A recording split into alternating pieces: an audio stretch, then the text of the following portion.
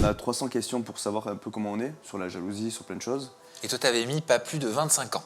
J'ai mis pas plus de 35. Ah, Au-dessus de 35, je me suis dit, si le temps de trouver une personne de tomber amoureux, etc. oui. La fille, elle peut vite avoir 40 ans. Et après, il y a je crois que c'est le PMA, le parcours surveillé de grossesse, quoi. Il me semble que ça s'appelle comme ça. Et du coup, je me suis dit, je veux pas rentrer là-dedans si je peux avoir une fille plus jeune, de 30 ans, 32, voilà, peu importe. La journaliste me dit, en ITV, mais pourquoi tu dis horloge biologique, ça se dit pas une femme?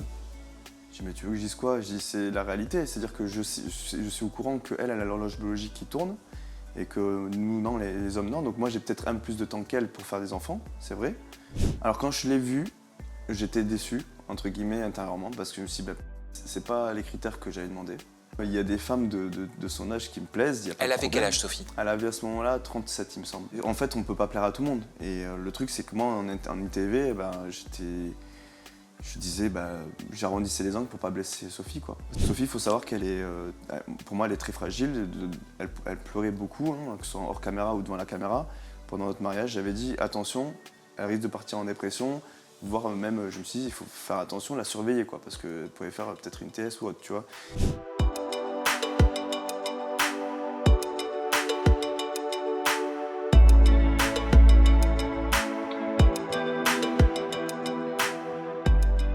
Bonjour Guillaume. Bonjour Sam. Guillaume, on t'a tous découvert dans la 9e saison et la dernière saison, là, en date de Mariés au premier regard, c'était sur M6. Tu t'es uni à Sophie, avec qui tu étais compatible à 77%. Et aujourd'hui, tu souhaites rétablir la vérité sur votre mariage, votre divorce, ce que tu as pu voir à la télévision. Pourquoi ça te tient à cœur, Guillaume? Parce que pendant un an, en gros, je me suis un peu tu de tout ce qu'il y a eu après le mariage. Et en gros, j'entends des choses à droite à gauche, des gens qui viennent me voir aussi, qui supposent certaines choses. Et dernièrement, j'ai vu une interview de Sophie qui parle de moi aussi. Et du coup, j'ai dit, bon, aujourd'hui, il faut que j'arrête de me taire. On ne m'a pas donné le droit de parole, après, même dans Que sont-ils devenus, tout ça. Et j'aimerais bien justement aujourd'hui rétablir un peu ma vérité, ma version à moi aussi, pour que les gens comprennent un petit peu ce qui s'est passé et comment je l'ai ressenti. Parce qu'elle a été blessée, ok, mais moi aussi j'ai été déçu et blessé aussi par la suite, même si je n'ai rien dit ou forcément devant les caméras. Eh bien, tu es là pour ça aujourd'hui. Mais juste avant, j'aimerais m'intéresser à ton passé amoureux, à tes histoires d'amour précédentes. Tu as déclaré, à chaque fois que je tombe amoureux, je fonce droit dans le mur. J'ai des œillères et je me dis, c'est la bonne. Je donne sans compter. J'ai toujours le même schéma répétitif dans mes relations. Souvent, j'attire les filles plus jeunes en dépendance affective et du coup, je m'investis à fond. C'est très fusionnel et passionnel. Et quand elles vont mieux, elles partent. Cette dernière phrase, cette histoire de souvent j'attire les filles plus jeunes en dépendance affective, est-ce que tu estimes que ça a été interprété de la bonne façon sur les réseaux sociaux ou est-ce que tu comprends que ça ait pu heurter certaines sensibilités? Non, je pense qu'après, en fait, ce qui s'est passé, c'est que les gens qui, eux, peut-être ont vécu la même chose et qui ont eu peut-être un manipulateur ou un père narcissique en face d'eux, se sont dit, tiens, il agit, il dit que c'est les femmes qui viennent vers lui qui sont plus jeunes, mais sauf que c'est lui qui a attiré. Mais en fait, non, moi, c'est juste qu'aujourd'hui, je vis ma vie, je prends ce qu'il y a, et souvent, elles étaient plus jeunes. Et quand je dis plus jeune que moi, ça peut être de 2 ans, 3 ans, 4 ans, c'est pas forcément... Les gens pensent de suite 10 ans, 15 ans, parce qu'il y en a beaucoup qui me disaient, mais va chercher ta petite minette de 20 ans, des choses comme ça. Ouais, parce que 10 ans, 15 ans, c'est totalement illégal. Hein. Non, de 10 ans de moins. Ah, d'accord, merci. Oui. Tu me rassures. Non, 10 ans de moins que moi. Donc du coup, à cet âge-là, j'avais 35 au tournage, et tout souvent, on me disait, mais va te chercher la petite minette de 20 ans, va la manipuler, et je recevais ça comme message. Donc c'était l'image que tu avais de par cette phrase? Par cette phrase-là, oui, c'est vrai. T'as regretté de l'avoir prononcé cette phrase? T'as regretté de dire que t'as tiré les femmes plus jeunes que toi? C'est la réalité, donc je vais pas regretter ça. Quand ils me l'ont posé cette question, Estelle et Marie, je dis mais clairement, moi c'est ce que j'attire et j'ai envie de casser ce schéma-là. Alors avoir une femme plus jeune de 1 an, 2 ans ou mon âge, c'était très bien. Mature aussi, enfin voilà, moi ce que je cherche c'est la maturité surtout. Pourquoi c'est souvent mal perçu dans notre société un homme qui a des relations avec une femme plus jeune que lui? Là c'est depuis aujourd'hui, enfin j'allais dire depuis ces dernières années je pense, parce que nos parents, moi mon père avait 26 ans de plus que ma mère. Donc c'est énorme. Elle avait 20 ans, lui il avait 46 quand ils se sont rencontrés. Il m'a fait à 54 ans. Donc moi j'ai ce schéma-là un peu normal, on va dire. Ah, je comprends mieux, c'était ton point de repère. Peut-être pas mon point de repère, mais en tout cas je me suis pas posé de questions. En fait pour moi je reçois une personne comme elle est, je regarde pas l'âge, si tu veux. Bon, bien sûr, oui, il faut qu'elle soit majeure, mais je regarde si elle peut me convenir dans ma vie de tous les jours et si je peux me projeter avec elle dans la vie, quoi. Et même si elle a 20 ans et qu'elle grandit avec moi, c'est pas grave. Tu vois ce que je veux dire ou pas? Ouais, je vois ce que tu veux dire. Et, Mais est-ce que toi, ouais, tu je peux regarde pas l'âge. comprendre que quelque part, cette forme du syndrome de sauveur, c'est comme ça que ça a été appelé dans Marié au premier regard. ça. Est-ce que tu comprends que ça a été donc mal interprété par le public? Sous-entendu, en gros, Guillaume, il a envie de sauver des petites minettes parce que forcément, elles sont plus vulnérables et forcément, elles sont plus influençables aussi. Alors oui, ça peut être. Je pense que les gens, ils ont mal interprété ça, mais moi, comme je suis, aujourd'hui, je le répète encore, j'aime aider les gens. Donc en fait, j'ai ce truc où quand il y a une fille en face de moi qui a besoin qui a une blessure profonde, bah, souvent, bah, je suis là et c'est plus fort que moi en fait. Et moi, je sais que psychologiquement, je sais que j'ai besoin d'être sauvé aussi, peut-être intérieurement. Et en fait, souvent, ces gens-là ont besoin d'être sauvés. C'est-à-dire que les gens qui, comme moi, qui aident les gens, ont quand même un truc aussi en eux. Et t'expliques que dans tes relations précédentes, souvent, quand ça va mieux, la jeune femme avec qui tu étais en couple, elle part, C'est ça. elle te quitte. C'est quand elle devient, on va dire, autonome, tu vois. Je prends un exemple de quelques relations que j'ai eues. Elles vivaient par exemple chez leurs parents. Moi j'avais, mettons, 26, 27 ans. Elles avaient la vingtaine. Et elles vivaient encore chez leur mère ou leur père, etc., qui n'étaient pas forcément bien avec eux, avec elles. Et du coup, elles venaient vivre avec moi. Elles commençaient à être émancipées de ses parents, entre guillemets. Et du coup, elles prenaient l'habitude de vivre en dehors du cocon familial. De là, elles prenaient ensuite l'élan de prendre un appartement. Parce que du coup, je les poussais à prendre un appartement, ou même à acheter. Ma dernière ex a acheté un appartement grâce à moi, parce que je lui ai trouvé un appartement. Et en fait, de là où après, elle commençait à se dire, ah bah finalement, je suis bien dans mon cocon à moi seul, grâce en gros, j'étais un tremplin. Et ben du coup, bah, au bout d'un moment, ça s'est estompé. Elle me disait, bon, bah, finalement, je préfère être seul et elle me quitter. Et d'après toi, comment ça se fait que tu es rentré dans cette forme de schéma répétitif? Mais je pense que c'est même pas rentré, c'est que je suis né comme ça. À mon avis, je pense que j'ai toujours voulu aider les gens et tu sais, être utile aux gens. Que du coup, bah, même dans mes relations amicales ou amoureuses, bah, ça a toujours été comme ça. Et même ma famille d'ailleurs. C'est-à-dire que moi, ma famille, dès qu'ils ont un problème, ils m'appellent. Que ce soit matériel, sentimental, quoi que ce soit, ils m'appellent, ils me demandent, ils me disent Guillaume, parce que moi je suis quelqu'un qui, tu sais, je suis un peu un touche-à-tout et je m'intéresse à tout. Donc du coup, j'ai ce truc à pas savoir beaucoup de choses, mais entre guillemets, m'intéresser à tellement de choses que quand ils ont une question, ils m'appellent, tu vois, et ils me disent, mais Guillaume, j'aimerais comprendre ça, ça, ça, et je leur explique, et j'aime bien aider les gens. Parce que en me sentant utile, je me sens aimé, en fait, si tu veux. Et elle est de là aussi un peu ma blessure à moi, tu vois. T'as des frères et des sœurs? Oui, je réfléchissais, mais oui, j'ai un grand frère, donc un demi-frère, une demi-sœur, qui sont plus âgés du premier mariage de mon père, enfin première union plutôt, c'était pas un mariage, et mon frère qui a 3 ans de plus que moi, qui est mon vrai frère du coup, enfin mon frère de ma mère et mon père, quoi. Et t'es proche de ta mère? Bah, alors j'étais proche quand j'étais petit, mais maintenant, enfin depuis un peu moins quand même. Pour quelle raison? Parce que quand elle a quitté mon père, dans les années 95, 2000 on va dire, parce qu'entre-temps elle a rencontré mon beau-père, bah, du coup moi je suis resté chez mon père, et j'étais moins chez ma mère parce que bon, elle a fait voilà, des choses, des problèmes de santé, etc. Donc du coup je me suis un peu éloigné d'elle pour pas que ça m'atteigne en fait. Donc t'as plus vécu avec ton papa Oui, par la suite. Et ton papa, je crois que tu l'as perdu. c'est ça, il y a 4 ans. Ok. T'as quel âge là, Guillaume? 37 bientôt, dans un mois. 37 dans un mois. Et t'étais très proche de ton papa? J'étais très proche déjà physiquement parce que je vivais chez lui jusqu'à mes 27 ans. Mais par contre, on était pareil si tu veux. Donc on a du caractère et on est un peu têtu, donc on veut toujours avoir raison, tout ça. Donc c'est vrai qu'on se clashait beaucoup. Mais en fait, on s'aimait énormément. Et en fait, du coup, les gens autour de moi, ma famille et tout, ils le voyaient, quoi. Ils disaient, mais en fait, vous êtes pareil, quoi. Mais...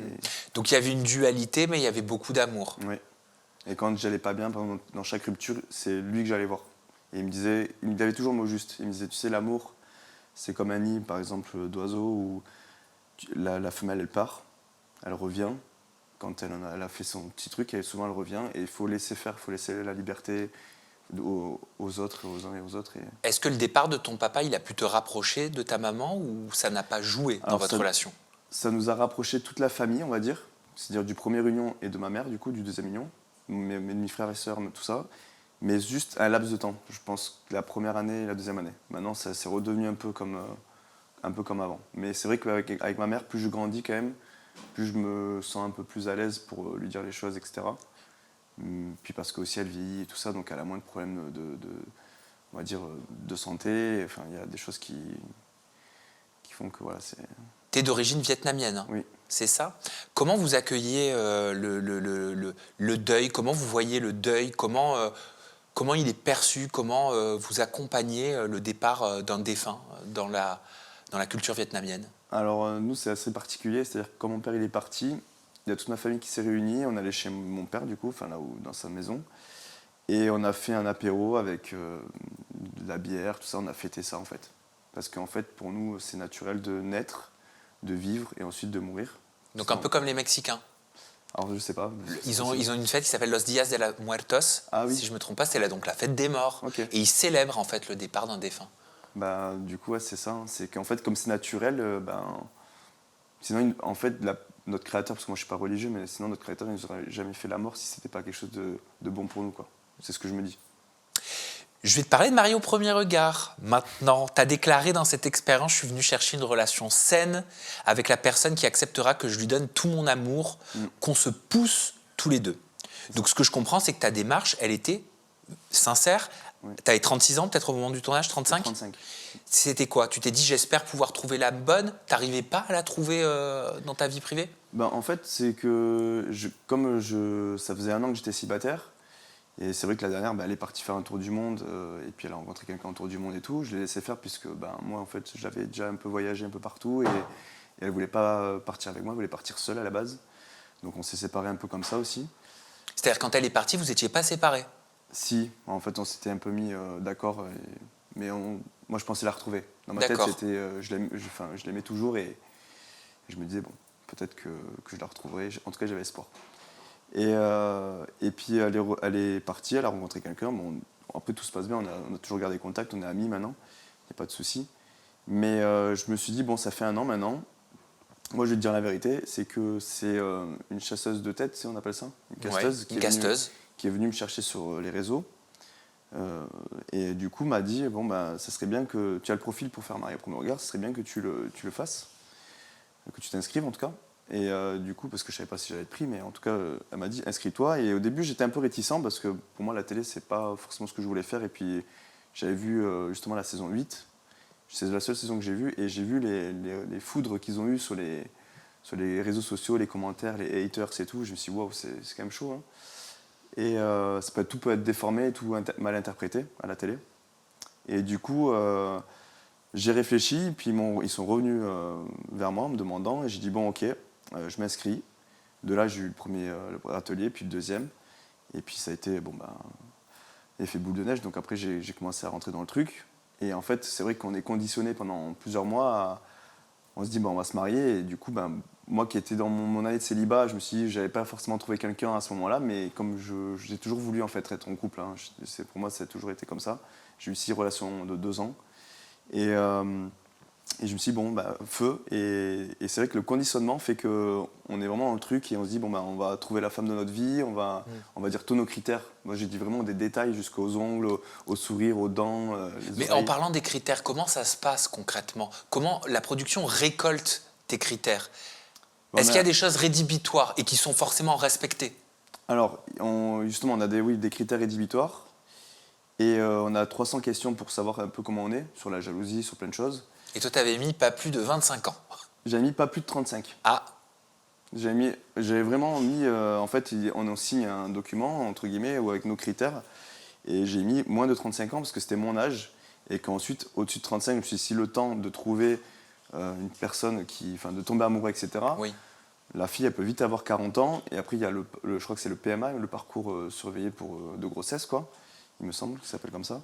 Et du coup, je me suis dit, je veux pas rentrer là-dedans si je peux avoir une fille plus jeune, de 30 ans, 32, voilà, peu importe. Donc en gros, tu voulais que ce soit approximativement autour de ton âge, mais pas au-dessus. Mais pas au-dessus, ouais. Ok, et ça, c'était un critère rédhibitoire. C'était un de mes critères rédhibitoires avec la cigarette. Ah, pourquoi la Parce cigarette? que je ne fume pas. Et je voulais pas de... Pas de fumeuse. Non, pas de fumeuse. Ça pue, hein. Après, alors, j'ai des ex qui ont été fumeuses, mais elles ont arrêté, et du coup, c'était très dur, mais elles ont arrêté un peu, on va dire, grâce à moi ou à cause de moi. Mais t'avais quoi, l'impression d'embrasser un cendrier? Ouais, et puis, en fait, j'ai l'impression de mettre la pression pour rien, parce que si elle a envie de fumer, elle fait ce qu'elle veut. Mais c'est juste que j'étais pas.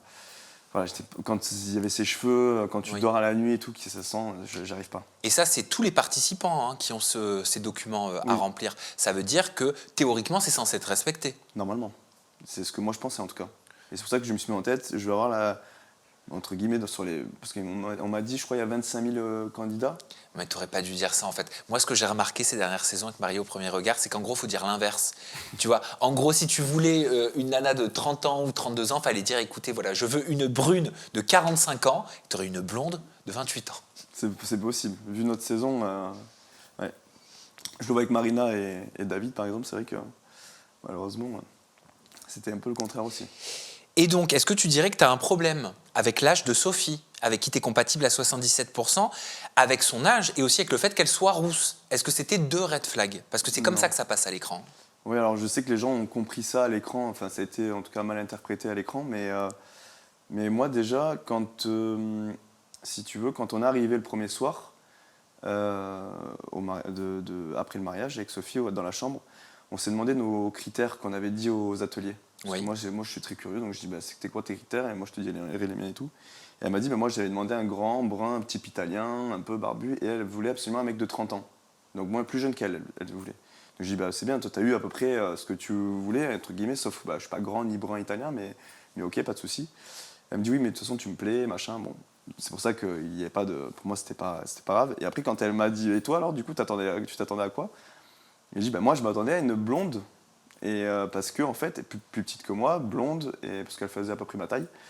Donc j'ai dit une plus petite que moi, blonde, et avec les yeux bleus, enfin j'avais dit les détails que je pensais. Et elle me dit mais pourquoi? Et je dis parce qu'en fait la production, dans tous les interviews que j'ai fait moi, avant les ateliers et tout, ils m'ont fait sous-entendre que j'allais avoir une blonde aux yeux bleus, pour un peu noyer le poisson peut-être, parce que j'avais décelé déjà que j'allais avoir une danseuse moi. Donc ils voulaient pas que je trouve tout en fait peut-être. Et du coup moi je suis parti sur ok je vais avoir une blonde. Sauf que mon ex est rousse, je suis resté 2 ans avec. Mon premier amour elle est brune. Enfin j'ai pas de couleur de cheveux attitrée ou quoi. Et les gens se sont fixés sur ça en disant blonde. Oui, parce que moi j'allais te demander si tu faisais du roussisme. Ah non. C'est comme ça que ça Je s'appelle. les trouve très belles au contraire donc non. Oui, donc ton ex était rousse. Mon ex est rousse. Elle était même d'ailleurs sur les réseaux donc il y a des gens qui connaissent un peu je pense. C'est qui? Elle s'appelle Tessa. Tessa. C'est son nom sur les réseaux. Ouais. Ok. Et alors pourquoi alors c'est passé comme ça à l'écran? Parce que je pense qu'en fait ils avaient besoin peut-être de croustillant, et moi je savais pas comment réagir, mais en vrai il y a même son âge, hein. Enfin je le dis souvent, il y a des femmes de son âge qui me plaisent, il y a pas Elle de avait quel problème. âge, Sophie? Elle avait à ce moment-là 37 il me semble. Donc 2 ans de plus que toi au Oui. moment du tournage. Enfin après ouais 1 an et demi ou 2 ans, parce que moi j'allais sur mes 36. Mais si tu veux, ils se sont fait une fixette sur ça, et c'est pour ça des fois elle emploie le mot vieille dans les interviews, vieille ou plus âgée. J'ai jamais dit ça. Je disais moi j'ai l'habitude d'avoir une fille plus jeune. Donc elle interprète comme ah donc du coup je suis plus vieille, je suis trop vieille pour toi. J'ai jamais dit ce terme-là parce que moi j'aime pas dire aux gens tu es grosse, tu es vieille, tu es pas belle ou tout ça. Moi je suis quelqu'un de bienveillant et je veux pas si tu veux blesser la personne. Donc jamais j'aurais dit tu es vieille, jamais j'aurais dit tu me plais pas ou t'es pas mon type de femme, etc. Tu vois. Très sincèrement, Guillaume, est-ce que tu croyais en ton mariage avec Sophie ou alors tu savais que ça allait mener nulle part? Alors quand je l'ai vu, j'étais déçu, entre guillemets, intérieurement, parce que je me suis dit, c'est pas les critères que j'avais demandé, ou que, enfin en tout cas, j'avais pas... Au premier regard, elle t'a pas plu? Elle m'a pas plu, voilà. Bon, tout simplement. C'est pas grave. Et ça s'est vu, je pense, parce que j'avais le sourire crispé, je regardais mes amis comme ça, et moi, je les ai revus, les images. Et il y en a, ils me disent, ah mais non, mais tu souriais, t'étais bien et tout. Je dis, non, en fait, c'est les images avec le ralenti et la musique qui fait croire que... Mais en vrai, j'étais vraiment crispé, j'avais le cœur qui battait à 2000. Et alors, je me suis dit, bon, elle me plaît pas forcément, mais l'expérience, c'est ce que j'avais dit dans l'épisode d'avant où je parle à ma mère. Ah oui, dans lequel tu lui dis que même si elle te plaît pas, tu continueras l'aventure C'est ça. pour pouvoir faire cette expérience jusqu'au bout. C'est ça. Avant de la voir. Oui, avant de l'avoir, Donc, c'était quand j'étais avec ma mère et mon beau-père et qu'elle me pose des questions. Si elle ne plaît pas, qu'est-ce que tu fais? Je dis je continue parce que je veux voir les 77% à quoi ça correspond. Je veux aller au-delà de mes critères aussi physiques parce que ça se trouve c'est moi qui ai un blocage. Et je voulais aller voilà, casser ce truc un peu. Et finalement, bon, bah, même en la voyant, ok. Après, ensuite, je continue avec elle ben, tout ce qui est voyage de noces et tout qu'on a vu. Et c'est vrai que même ça, il y a beaucoup de choses qui m'ont déplu et j'ai pas voulu continuer, en fait, tout simplement. peut-être qu'on va passer en revue certaines choses qui t'ont déplu Mm. pendant ce voyage de noces, mais je voulais savoir comment est-ce que tu expliques une sorte de manque de compassion et une forme de détachement, en tout cas qui apparaît comme ça à l'écran, lorsque Sophie, elle te partage les violences conjugales qu'elle a vécues. Alors, oui, au petit déjeuner, par exemple, malheureusement, alors, nous, on avait déjà parlé un petit peu pendant la nuit. Mais c'est parce qu'on a parlé hors caméra, tout ça. Et moi, je suis quelqu'un de. J'aime comprendre le passé des gens. Donc, pour comprendre comment elle est devenue la personne, tu vois. Pourquoi, qu'est-ce qu'elle est aujourd'hui, souvent c'est à cause de son passé ou dû à son passé. Et en fait, du coup, c'est moi qui lui pose la question de savoir, ben, vas-y, raconte-moi au petit déjeuner. Et en fait, c'est passé comme si, parce qu'ils ont, bah, au montage, ils n'ont pas mis ma question. Donc en fait, c'est passé comme si c'était elle qui me balance ça au petit-déj. Comme si elle te faisait une confidence spontanée. Ouais, alors, voilà, c'est ça. Et en fait, moi, ça m'a un peu déçu parce que quand j'ai vu les images, c'est pas ce que j'ai vécu en fait. Parce que je regarde et je me dis, mais en fait, quand elle me parle, on me voit manger, on me voit pas l'écouter, tout On ça. dirait que t'en as rien à On dirait péter. que j'en ai rien à faire. Ouais. Alors qu'en vrai, enfin, même elle a dit dans une interview dans Voici, elle dit que clairement, en fait, je suis en train de lui expliquer que j'ai une copine qui s'est fait aussi violenter, etc., que je suis très empathique envers elle à ce moment-là et tout. Et donc, moi, ça m'a un peu déçu de voir des images. En fait, je me suis pas reconnu parce que c'était pas moi. Moi, j'ai vraiment parlé avec Sophie, j'ai beaucoup d'arguments. Et cette discussion, elle a duré peut-être une demi-heure, trois quarts d'heure. Et en fait, du coup, bah, c'est passé en 5 minutes à la télé. Et c'est dommage parce que bah, du coup, les gens ils se sont dit, ah, mais en fait, Guillaume, il est pas empathique, il est méchant. Bah oui, bah tu t'en es pris, t'as Donc, pris cher sur ouais, les réseaux par rapport à ça. après cette diffusion ouais, de cet épisode-là, oui. Mais quel est l'intérêt? Quel est l'intérêt de couper tous tes moments d'interaction avec Sophie? Quel est l'intérêt de ne pas te laisser dire, si j'en crois ton discours, et interagir avec Sophie en lui expliquant que c'est une situation que tu connais parce qu'une ex à toi avait déjà vécu ça par le passé, qu'elle te l'a confié? Bah, moi, je comprends pas trop parce que je me dis, soit en voyant après le que sont-ils devenus et toute l'histoire qui a été ramenée à Sophie, je me dis soit il y a eu comme comment on appelle ça, une ligne directive quoi, par rapport à ça et que moi du coup il fallait que je m'écarte, peu importe comment ça allait se passer avec Sophie en fait finalement. Et il fallait que je m'écarte du truc et je sais pas, ils ont fait peut-être ça pour mieux faire l'après en fait. Ou Hein. peut-être que tu disais pas assez, je sais pas, hein. J'ai essayé de faire des suppositions pour comprendre, mais peut-être qu'ils estimaient que tu disais pas assez ce que tu pensais ou ce qu'ils voulaient entendre, je sais pas. Peut-être, tu me dis que tu voulais faire attention à pas blesser, que tu es quelqu'un de C'est ça. bienveillant et que ce qui est important pour toi, c'est de faire attention de ne pas blesser. Mais résultat, peut-être qu'ils auraient aimé que tu dises, j'en sais rien, mais je te dis des conneries, mais elle est moche, elle est pas à mon goût, elle me plaît pas, mais enfin, pourquoi vous m'avez mis une nana comme ça? Peut-être que tu donnais pas ce qui Alors, était attendu. ouais, c'est vrai que bah, pendant les interviews, c'est vrai que des fois, ben, bon, on nous pose beaucoup de questions et c'est vrai que des fois, bah, je voyais qu'ils creusaient pour que je dise, bah, elle me plaît pas. Et moi, comme je suis pas méchant, je disais tout le temps en interview, non, elle est incroyable, mais par contre, effectivement, elle est pas forcément à mon goût à moi, mais moi, je la trouve quand même belle. Elle est belle, si tu veux, pour les autres personnes qui vont la trouver belle.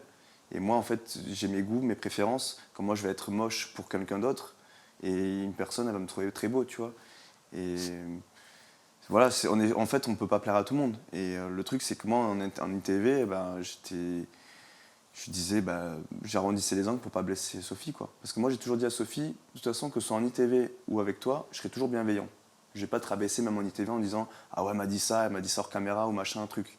Je préfère être toujours bienveillant parce que en ITV, elle le verra que à la diffusion. Elle le voit pas, elle sait pas Bien ce qui s'est sûr. passé. Donc en fait, si je sais pas, s'il se passe des mois et qu'elle arrive, bah, justement, elle a dit qu'elle était en dépression à un moment donné. Donc imagine, elle voit en plus les images où je suis en train de la démonter en ITV. Enfin, ça le fait pas quoi. Donc, Pareil, à un moment donné, vous parlez enfant et toi tu dis pour avoir un enfant, je préfère qu'on attende 4, 5 ans pour voir si la passion elle est toujours là. J'aurais pu avoir un gosse avec toutes mes ex parce que je vivais dans la passion. Aujourd'hui, je suis bien content de ne pas en avoir eu avec elle. C'est vrai que quand on regarde la télévision, ça fait un peu de disquette. Un petit peu. On se dit, bon, en fait, il n'ose pas lui dire qu'elle lui plaît pas, que ça va pas fonctionner, cette histoire, et qu'en gros, il n'ose pas lui dire, donc la question de l'enfant, forcément, elle se posera pas avec toi. bah, en fait, c'est un peu ça. C'est-à-dire que on est au moment où je crois que c'était en haut de la montagne et j'avais Oui. pas envie de la blesser. Encore une fois, Sophie, il faut savoir qu'elle est, pour moi, elle est très fragile. Elle pleurait beaucoup, hein, que ce soit hors caméra ou devant la caméra. Elle avait beaucoup les larmes aux yeux à chaque fois pour différentes choses. Et du coup, j'ai toujours été très doux avec elle et très euh, dans le fait de vraiment, quand je disais arrondir les angles, c'est vraiment ça. C'est que je voulais pas la blesser en face. Et donc, quand on parlait des enfants, je me suis dit, bon, bah, c'est peut-être le moment où je peux lui expliquer qu'on n'est pas fait pour être ensemble, justement. Et, Elle l'a pas compris comme et ça. elle n'a pas compris comme ça. Elle n'a pas compris comme ça parce qu'elle réagit, elle dit c'est complètement éloigné de ce que moi je pense. Lui voudrait des bébés avec sa femme, mais il faut attendre au moins 4 ans ou 5 ans. Moi, j'ai pas ce temps-là parce que j'ai 37 ans aujourd'hui. J'ai l'impression qu'il me fait comprendre que je ne suis pas la femme avec qui il voudrait être. Et c'est pour ça qu'elle interprète je suis trop vieille pour lui. Mais en vrai, c'était pas vraiment ça l'histoire. C'est que je voulais pas lui dire que oui, effectivement, elle me plaisait pas en face, quoi, tout simplement. Mais oui, parce que toi, tu lui dis, enfin, tu dis, il y a des gens qui ne sont pas faits pour être ensemble, c'est au-delà du physique, c'est autre chose. Le sentiment amoureux, je sais qu'il ne peut pas naître, mais un sentiment amical, c'est possible. Moi, je voulais te demander si c'était donc pas le physique. C'est quoi l'autre chose? De quoi il s'agit? Ou est-ce qu'aujourd'hui, tu as envie justement de dire, bon ben voilà, j'ai essayé de préserver un peu tout le monde pendant tous ces mois et je vais dire ma vérité. Mais dans ce cas-là, c'est quoi cette vérité? Mais il y avait un autre truc, c'était que en gros, moi j'ai eu beaucoup de pression aussi pendant le mariage. Donc en plus du physique qui me plaisait pas forcément, tout ça, il y avait la pression de sa famille et de ses amis. Quelle forme de pression? Bah, c'était ouais, direct, bienvenue dans la famille. Il faut que tu la rendes. Alors, il y a eu un discours qui a été un peu coupé, mais il y a eu des discours de son meilleur ami, je crois, qui disait en gros, tu es responsable de Sophie maintenant, tu es responsable de faire éclore cette fleur, tu es responsable de la rendre heureuse, tu es responsable de machin. Et moi, je dis, mais je suis responsable de rien. En fait, il y a un moment donné, quand tu fais une émission comme ça, il faut déjà être aligné avec soi-même et être heureux et s'aimer pour justement donner après l'amour à la personne en face. Et en fait, elle n'était pas complètement guérie de son ancienne relation, qui a fait que du coup, aujourd'hui, elle avait besoin d'un homme pour combler un peu ce truc. Et, Pour la rassurer. Pour la rassurer, ouais. Pour lui dire qu'elle était belle. Exactement. Pour lui dire qu'elle était bien. Exactement. Pour lui dire qu'elle allait y arriver peut-être. Mais en même temps, c'est ça aussi le but d'un couple qui s'aime, c'est de s'élever. Oui, c'est de s'élever, mais en fait, à notre âge, maintenant, on parle beaucoup de développement personnel et tout, et je pense qu'on arrive à un stade où il faut vraiment... en fait, il faut être heureux seul déjà. Et je pense qu'il y a un petit truc qu'elle n'avait pas en faisant cette émission, et malheureusement, c'est pour ça qu'après, elle dit elle est partie en dépression. Et je pense que quand tu es quand même aligné avec toi, tu es conscient que l'émission, c'est qui tout double, et tu peux revenir. Et puis, moi, tu sais, je l'avais dit à la journaliste et à la prod, pendant notre mariage, j'avais dit attention, elle risque de partir en dépression, voire même, je me suis dit, il faut faire attention, la surveiller, quoi, parce qu'elle pouvait faire peut-être une TS ou autre, tu vois. Et j'avais pleuré à ce moment-là quand j'ai dit à la journaliste, j'ai dit, vous êtes vraiment, c'est dur là, il y a deux humains en face de vous, et ce qu'on est en train de subir, c'est complètement chaud, quoi, enfin, ce qui se passe pendant le voyage de noces, hein, j'étais en train de dire. En gros, tu étais en train de dire que cette situation, il l'avait créée. Un peu, ouais. C'est eux qui vous ont casté. C'est ça. Pour être le factuel. casting, en fait, il était pas. Pour moi, il n'était pas forcément cohérent. Tu te sentais un peu pris au piège? Un petit peu, ouais. Je me suis pris. En fait, je me suis dit, il faut que j'arrive à me sortir de là sans blesser Sophie et sans en plus, en étant, enfin, sans forcément que je passe aussi à l'écran comme le méchant. En préservant donc ton image. Mon image et puis en préservant aussi la production, parce que voilà, il y a beaucoup de choses qui se passent. C'est tout un monde, hein, à la télé. Donc en fait, tu as voulu préserver tout le monde. J'ai voulu préserver tout le monde. Ouais. Et en étant trop gentil, j'étais trop con. Et est-ce que tu dirais que c'est toi qui as tout pris? C'est moi qui ai tout pris, ouais. Bon, alors ça, par contre, je l'ai dit à la prod une fois. J'ai dit, je préfère que ce soit moi qui prenne les haters que Sophie. Parce qu'en fait, Sophie, je la voyais vraiment... Moi, j'ai jamais rien eu contre elle, si tu veux. Donc, je veux pas la dénigrer ou la rabaisser ou autre. Et je voyais qu'elle était fragile. Et Et ça me faisait de la peine de l'avoir dans cette situation parce que je me suis dit, ben, moi, je vais en ressortir bien parce que je m'en fous. Je vais rentrer à Montpellier, je vais revoir mes amis, ma famille, tout ça, ça va être cool. Et puis, c'est pas grave, c'est passé, tu vois. Mais elle attendait peut-être beaucoup plus Ouais. de cette expérience. Elle a vraiment mis tout sur moi, en fait. Et... Donc vous n'étiez pas ancré de la même façon et à ce moment-là, vous n'étiez pas aligné de la même façon C'est ça. sur l'objectif. C'était différent.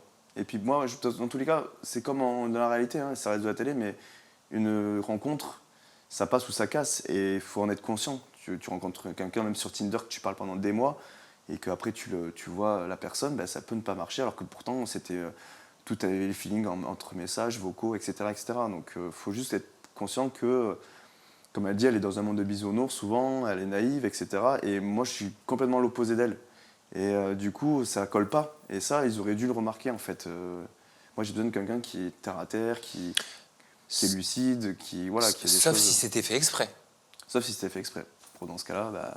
Parce que peut-être que ça peut être plus intéressant télévisuellement parlant. Faut pas oublier une chose, c'est que c'est de la télé. Ça reste de la télé-réalité, effectivement. Parce que moi, c'est vrai que je savais pas trop comment c'était perçu, mais apparemment, ouais, c'est vrai que c'est comme de la télé-réalité, quoi. Ah oui. Et le public prend très à cœur. Parce qu'on se retrouve dans ce qu'on regarde quelque part et on compare aussi avec ce qu'on a vécu. On est des êtres humains, donc nous, on vit le truc comme des gens normaux, parce qu'on n'est pas des acteurs, on n'est pas des comédiens ou autres. Et c'est vrai qu'après, c'est nous qui en prenons plein la gueule, quoi. Elle a dit, Sophie, Guillaume, c'est un red flag. Non, c'est pas Sophie qui a dit ça, c'est les commentaires, pardon. Guillaume, on parlait justement de la perception. Guillaume, c'est un red flag, mais c'est le seul à pas le voir. Il est tellement problématique, ce Guillaume. Sophie mérite mieux qu'un garçon qui a le syndrome du sauveur. Guillaume, on sait pourquoi il aime les plus jeunes, ce manipulateur, ou encore Guillaume, mais quelle horreur ce type. Ça, tu l'as pris comment? Tous ces commentaires en masse, comment tu les as vécus? Après, moi, j'ai beaucoup de détachement. J'arrive à me dire que je m'en fous un peu du regard des autres. Je suis quelqu'un de naturel. Quand tu vois mes lives, je peux être dans mon lit, avachi, torse nu, décoiffé, je m'en fous. Enfin, il n'y a pas de souci pour ça. Et c'est pour ça d'ailleurs qu'à un moment donné, elle dit je fais attention à mon image, mais c'est pas vrai. Enfin, j'en ai rien à faire, moi. Tu sais, les gens, ils m'aiment ou m'aiment pas. Mais par contre, c'est vrai que c'est blessant de voir toujours la même chose. Et quand c'est surtout mes amis, parce que moi, mes amis, ils m'adorent. Et quand ils commencent à avoir des doutes à cause de ça, en fait. Et que j'ai dit, mais vous me connaissez, enfin... Mais des doutes par rapport à quoi? Justement, genre de dire, mais t'es un red flag, pourquoi tu l'as fait quoi et tout. Je dis, mais attendez, vous allez prendre parti pour Sophie, alors que... au mariage, il y a eu des choses qui sont dites entre ses amis et mes amis. Qu'est-ce qui s'est dit? Par exemple, il y a une amie, elle, qui a dit... elle est là pour promouvoir sa danse, entre guillemets, quoi qu'il arrive, mais que ça marche ou ça marche pas, elle promouvera... Enfin, ça va l'aider pour sa danse, pour la notoriété et tout ça.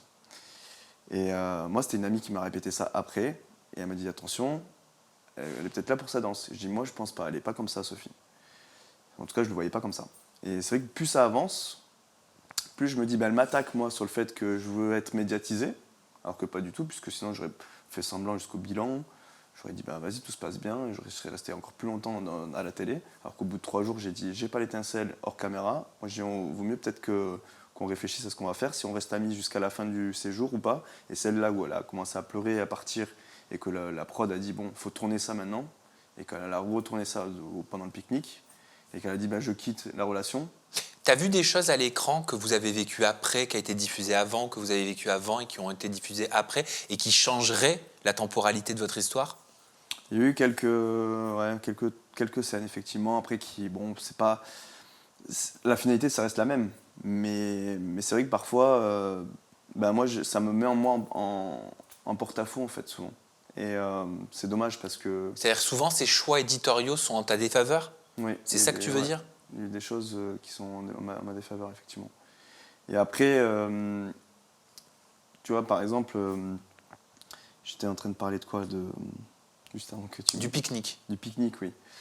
Et du coup, en fait, avec le recul, je me dis, vu qu'après, ils m'ont pas rappelé pour le Que sont-ils devenus, ou ils m'ont plus mis à la télé, et qu'ils ont continué l'histoire de Sophie, c'est que je me dis peut-être, alors c'est une supposition, hein, mais peut-être que du coup, c'était un peu calculé, entre guillemets, que ce soit elle qui mette un stop à la relation. Alors qu'au final, c'était moi qui avais dit, j'ai pas l'étincelle. Tu vois ce que je veux dire ? Comme ça, Sophie a réussi encore une fois. Et ça, par contre, ça a été dit en voix off. C'était un peu dur pour moi. Parce qu'en fait, il a dit Sophie a eu une relation très toxique avant Guillaume. Et aujourd'hui, elle arrive à mettre une relation, encore une fois, un terme à cette relation. Ils n'ont pas dit le terme toxique pour moi, mais ça fait un amalgame, tu vois. Alors que moi, j'ai rien à voir. À un moment donné, elle dit dans une autre interview, pareil, oui, il a des red flags, il fait comme mon ex ou je sais pas quoi, mais moi, j'ai jamais levé la main sur qui que ce soit. Et en fait, c'est très grave de dire que je suis comme son ex qui apparemment l'a batté, l'a séquestré, fait des trucs inhumains. Et quand elle sort des trucs comme ça, je lui dis, mais c'est grave ce qu'elle me dit, quoi. Et justement, Qu'elle Sophie, pense. elle a accordé une interview donc, au blogueur Jeff Langdevip. Elle a fait un certain nombre de déclarations. Je te propose de t'en lire certaines pour que tu puisses réagir. On va commencer avec la première. Elle dit: dès que les caméras sont parties, j'ai senti un changement dans son comportement, du mec ultra bienveillant à d'un seul coup la peur. Il avait peur qu'il y ait des micros ou des caméras cachées. Oui, Qu'est-ce qu'elle alors veut dire? elle parle de paranoïa. Oui, il va Euh, avoir un côté paranoïaque, il va me dire que je ne corresponds pas à ce qu'il cherchait. Alors en fait, ce qui se passe, c'est que moi, quand j'ai fait du coup les ateliers et tout, j'ai de suite, je suis quelqu'un qui, avant de m'entamer dans quelque chose, je vérifie que tout soit bien. Je n'ai pas envie d'arriver dans un mur, tu vois. Et en fait, j'ai contacté beaucoup de candidats, enfin de participants, d'anciens participants, et qui m'ont dit, bah attention, il y en a qui ont bien vécu la chose, d'autres mal, et ils m'ont dit attention, tu peux avoir des caméras ou des micros cachés, etc., etc. Donc fais attention dans la chambre quand tu arrives et tout, on ne sait jamais. Si vous voulez parler de choses intimes et tout, ben, fais gaffe aussi, etc., etc. C'est pour ça que même quand j'allais aux toilettes, moi j'éteignais toujours mon micro. Parce qu'on m'avait appris du coup ça, alors que là, ils ne le faisaient pas forcément, tu vois. Bah oui, bah sinon les ingénieurs du son, ils t'entendent faire pipi et popo. C'est ça. Et moi je suis très... ouais. Pudique. Ouais, un peu.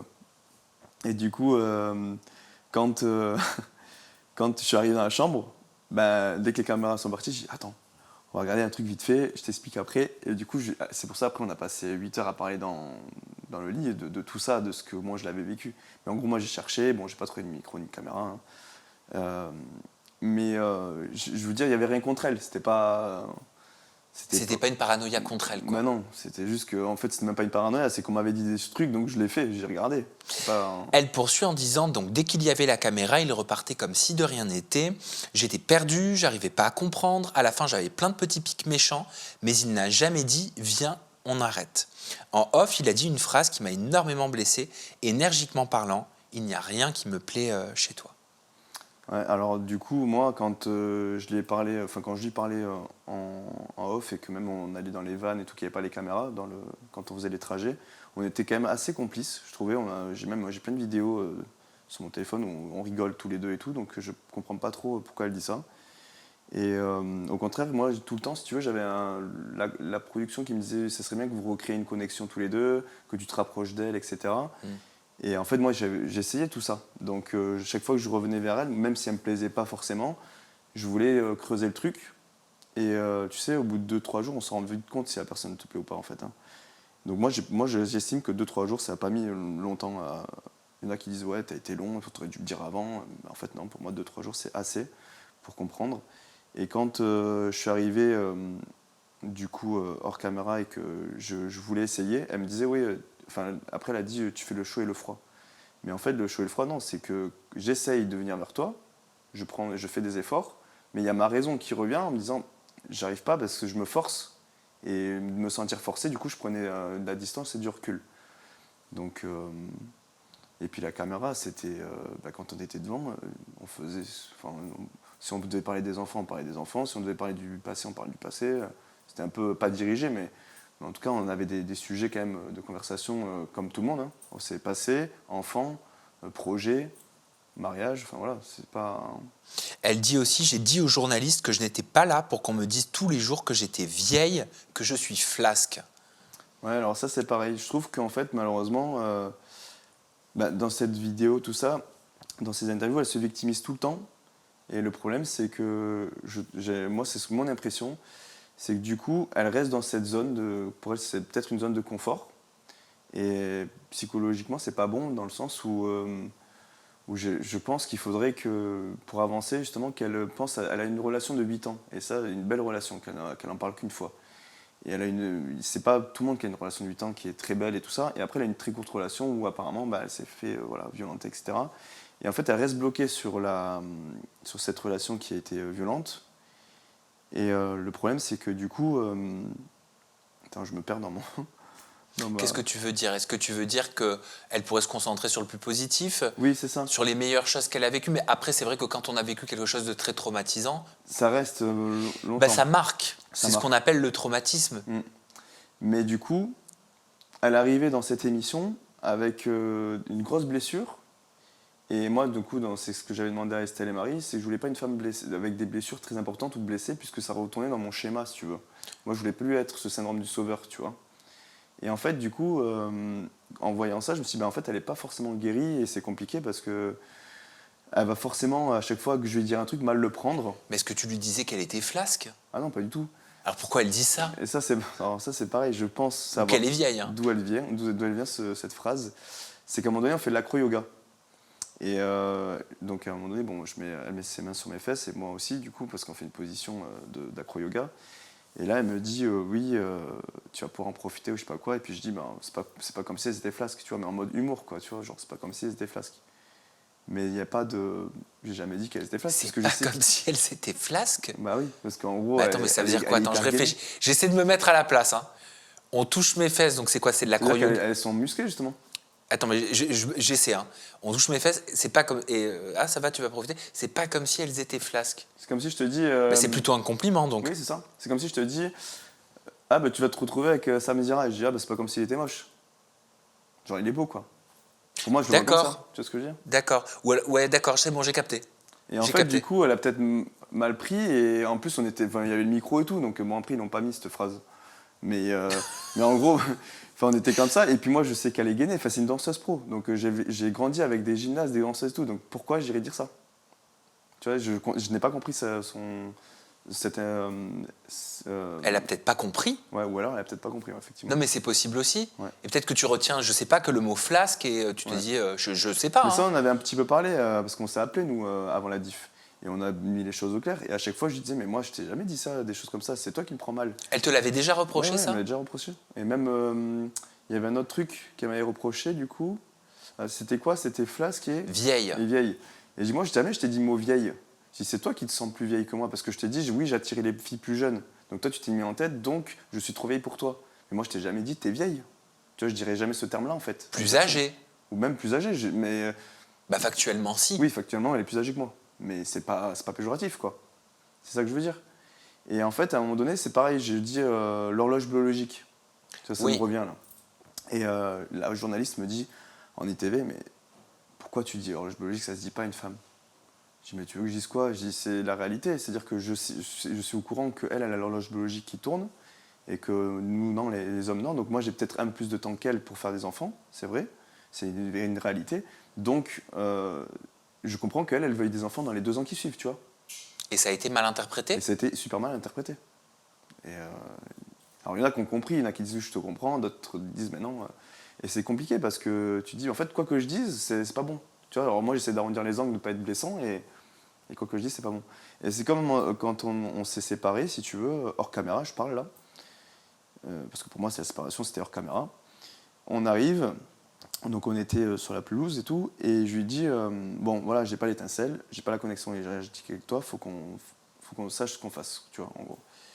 Et elle me dit, et là, elle commence à avoir les larmes aux yeux, et elle me dit, pourquoi? C'est parce que j'ai un gros nez, que je suis moche? Et là, tu sais, j'ai surpris, quoi. Je dis, mais pourquoi un Tu gros nez? t'attendais pas à ça? Ouais, pas du tout à cette réflexion déjà. Je dis, pourquoi un gros nez? Et pourquoi, enfin, je t'ai jamais dit ça? Elle dit, non, parce que tous mes ex me le disaient. Ou mes ex, enfin, pas tous, mais en gros, mes ex me le disaient. Et je dis, moi, tu sais, je suis pas tes ex déjà. Et ça, je dis, c'est une blessure. En fait, moi, je suis l'élément déclencheur de toutes tes blessures. C'est-à-dire qu'en gros, vu que tu te sens rejeté, là, il y a tout qui revient, et tu m'en mets plein la gueule. Et en fait, moi, je te dis juste les termes, je te dis juste, oui, j'ai pas l'étincelle, j'essaie de faire des efforts, mais j'arrive pas. Donc, comment faire, tu vois? Et donc, soit on reste amis jusqu'à la fin, et je lui dis même après, je pourrais voir ta famille. Donc, ça, elle le répète plusieurs fois. Il voulait voir ma famille, je comprends pas. Bah oui, parce qu'en fait, je l'ai bien aimé, sa famille, quand même. Ses amis, tout, ils étaient cool. Donc, je me suis dit, on peut toujours essayer d'être amis, voir ta famille, et peut-être qu'un jour, j'aurai un déclic, et je me dirai, en fait, finalement, elle est peut-être faite pour moi. Mais en tout cas, aujourd'hui, je n'y arrive pas, tu vois. Et en plus, avec les caméras, il y avait tellement de pression que non. Tu vois ce que je veux dire? Et il y a beaucoup de choses qui étaient mal interprétées. En parlant de la famille, elle a aussi parlé de la tienne. Hein. Elle a dit, ma mère n'a pas compris pourquoi il n'y avait pas sa famille à Guillaume au mariage, mais juste des potes de soirée et 1 ou 2 potes d'enfance. Ouais. Alors qu'en vrai, il y avait 6 potes ou 7 potes d'enfance. Enfin, ça, que c'est même pas des potes, c'est des amis d'enfance même, des vrais amis. Et il y avait donc 3 personnes que j'avais connues en soirée il y a 4 ans. Au moment de la mort de mon père, en fait, je faisais que sortir tous les soirs. Et, parce que c'était mon échappatoire, tu vois. Et donc, ils m'ont aidé, si tu veux, au deuil. Et ces 3 personnes nous sont devenues très proches. Maintenant, c'est ma médecin. L'autre, c'est devenu ma meilleure amie, entre guillemets, confidente, où je peux lui dire toutes les choses parce qu'elle est, voilà, elle est très spirituelle et tout. Et en fait, du coup, on est tous. Maintenant, on est tous ensemble, quoi. Enfin, j'aurais fait rencontrer, on est tous amis, mais c'est pas des amis de soirée. Enfin, tu vois, même des amis de soirée d'il y a 4 ans peuvent devenir tes amis à toi. Enfin, Oui, mais peut-être que ce qu'elle veut dire, c'est qu'il n'y avait pas tes proches, quoi. Il n'y avait pas tes frères, il n'y avait pas, ton père, ta mère. alors oui, ça, par contre, ma mère et moi, elle a ses soucis de santé, hein, ça avait été dit un peu avec mon beau-père. Et pour l'avion et tout, c'était compliqué. Et par contre, mes 2 frères, par exemple, ils travaillent pour l'État, enfin pour le gouvernement, donc ils veulent pas passer à la télé, c'était logique. Enfin, Ils travaillent pour le gouvernement, ouais. tes frères? Qu'est-ce qu'ils font? Donc il y en a un qui est pilote à la sécurité civile et le deuxième qui travaille pour les territoires européens, à l'Union européenne. Ok. Voilà. Donc tout ce qui est Bruxelles, tout ça. Ok, donc au Parlement Au européen. Parlement, ouais, ça. Ok. Et donc ils voulaient pas passer à la télé. Ben non. Pour moi, ça semblait logique, hein, l'image. Tu lui avais expliqué? Je lui ai expliqué, oui, tout ça. C'est pour ça que je comprends pas pourquoi, du coup, maintenant, devant les interviews et tout, elle dit, pourquoi je comprends pas qu'il n'y ait pas sa famille, alors que je l'ai expliqué en hors caméra plein de fois. Et puis, si tu veux, j'ai même dit, moi, ma famille, mes amis, c'est ma seconde famille. Donc, je suis plus confident à mes amis que ma famille, quoi, finalement. Ma famille, ils ne savent même pas le quart de ce que je raconte à mes amis pour tout ce qui est relations amoureuses. C'est une famille aussi, quelque part, les Bah amis. oui, je l'appelle tous les soirs mon meilleur ami, je dis ouais, il s'est passé ça, ça, ça. Enfin, ma mère, je lui parle pas de tout ça, quoi, tu vois. Enfin, mes frères non plus. Mon frère, ils ont des enfants et tout, ils n'ont pas que ça à faire, tu vois. Donc, Et elle finit en disant, on est très différents, lui et moi. Pour moi, tout le monde est bienveillant. Pour lui, tout est malveillant. On a fait des soirées tous ensemble avec les candidats après. Et de lui-même, il s'est mis à l'écart. alors, on n'a pas fait des soirées, mais on a fait une soirée. Et en gros, ce qui s'est passé à cette soirée, c'est que moi, je suis quelqu'un de très ouvert, tu vois, et je fais beaucoup de soirées, même à Montpellier et tout. Et les gens, forcément, on était tous beaucoup de MAPR, donc les gens venaient nous voir soit pour prendre des photos, ou des trucs comme ça. Et puis il y avait le responsable du bar qui était venu me prendre comme ça, à part. Il m'a dit, viens là, toi, et viens boire des coups avec nous. Ma femme, elle te kiffe, machin et tout. Et en fait, je me suis un peu éloigné d'eux pendant la soirée parce que j'étais avec le barman et tout, et le patron. Et moi, tu sais, je vivais mon truc, tu vois, j'étais content, j'étais là, joyeux et tout. Et on se croisait de temps en temps tous dans le bar et on dansait un peu ensemble à droite à gauche. Et c'est vrai que il y a des mots, des termes moi, je suis un peu maladroit, tu vois. Je n'avais pas remarqué. Et en fait, du coup, c'est d'après ce qu'on m'a dit, parce qu'après, il y a eu des choses qui sont dites que j'ai entendues dans le groupe. Donc je pense que c'est ça. C'est que Bruno, à un moment donné, j'étais avec lui. Donc moi, Bruno, je n'y m'a rien fait, hein, je l'apprécie. Mais en fait, De ta saison? de ma saison, ouais. Quand il était avec moi, il a été mal apprécié à la télé, tu vois. Un peu comme moi, finalement. Hein. Et à un moment donné, il y a une fan qui arrive, je crois. Et, quand je dis une fan, c'est une personne qui voulait juste prendre une photo avec nous et tout. Et je dis, Bruno, vous avez vu, hein, il est moins con qu'à la télé. Mais en fait, si tu veux, c'était une phrase... c'était pas méchant. C'était de l'humour. C'était de l'humour. Et le problème, c'est qu'il a mal pris. Mais ça, je l'ai pas su de suite, moi. Je l'ai su que des semaines après. Parce que quand j'ai dit, mais pourquoi les gens, pourquoi ils me parlent, ils m'écartent un peu, ou ils me parlent dans mon dos et tout comme ça. Et en fait, je l'ai su par des autres candidats qui m'ont dit, parce que tu as dit ça à Bruno, machin, et il s'est mal passé. Je dis, mais pourquoi il me l'a pas dit? Enfin, on est des adultes, tu vois, il peut me parler. Moi, je me serais excusé, il n'y a pas de souci, tu vois. Donc voilà. Après, je me suis dit, bon, tu sais quoi, ils parlent tous dans mon dos. Pour moi, c'est des gens qui sont un peu faux. J'ai pas besoin d'amis, je suis pas venu pour ça. Moi, je suis venu pour trouver l'amour.